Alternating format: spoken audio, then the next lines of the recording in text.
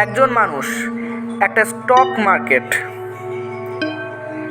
আর তার সাথে জুড়ে আছে হাজার হাজার কোটি টাকার গল্প। ভারতের ইতিহাসে এমন এক স্ক্যাম যা শুধুমাত্র টাকা নয়, গোটা দেশের অর্থনৈতিক বিশ্বাসকে নাড়িয়ে দিয়েছিল। আজ আমরা জানব সেই মানুষটির নাম, যার পেছনে ছিল লোভ, প্রতিভা আর এক অন্ধকার রাজপথ, যে একা হাতে ভারতের অর্থনীতির উপর প্রভাব ফেলেছিল। এখন প্রশ্ন হলো, কে ছিলেন এই হর্ষদ? হর্ষদ মেহতা জন্মেছিলেন গুজরাটে সাধারণ এক পরিবারে। কলেজের পরে স্টক ব্রোকারের চাকরি শুরু করেন।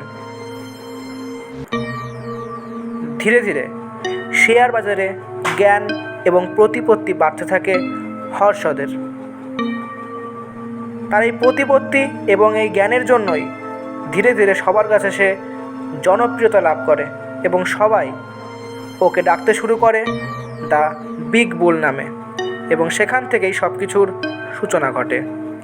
কিন্তু এর সমস্যার সূত্রপাত ঠিক তখন থেকে হয় যখন এই বুল শিকার হয়ে গেল লোভের এবং লোভের বশবর্তী হয়ে উঠল।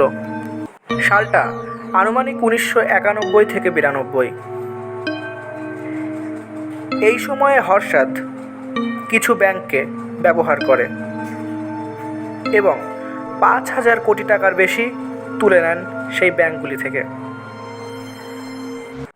সরকারি সিকিউরিটিজের জালিয়াতি করে শেয়ার বাজারে কৃত্রিমভাবে উত্থান ঘটান তিনি। সেন্সেক্স ধীরে ধীরে উঠতে থাকে। বিনিয়োগকারীরা হর্ষদকে ঈশ্বরের মতো মানতে শুরু করে। কিন্তু যেখানে বিশ্বাসের নামে টাকা খেলা হয়, সেখানে পতন অবধারিত হয়। ঠিক এখানেও তাই হয়েছিল। এরপরই ঘটে সেই প্রত্যাশিত ঘটনাটি।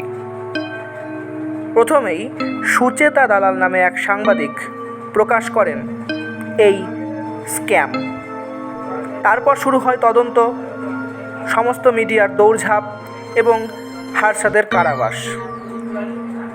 2001 সালে কারাগারে মৃত্যু হয় হর্ষদের, এবং এই ভয়ঙ্কর পরিণতির সাক্ষী হয়ে থাকে গোটা ভারত, গোটা বিশ্ব এবং গোটা স্টক মার্কেট।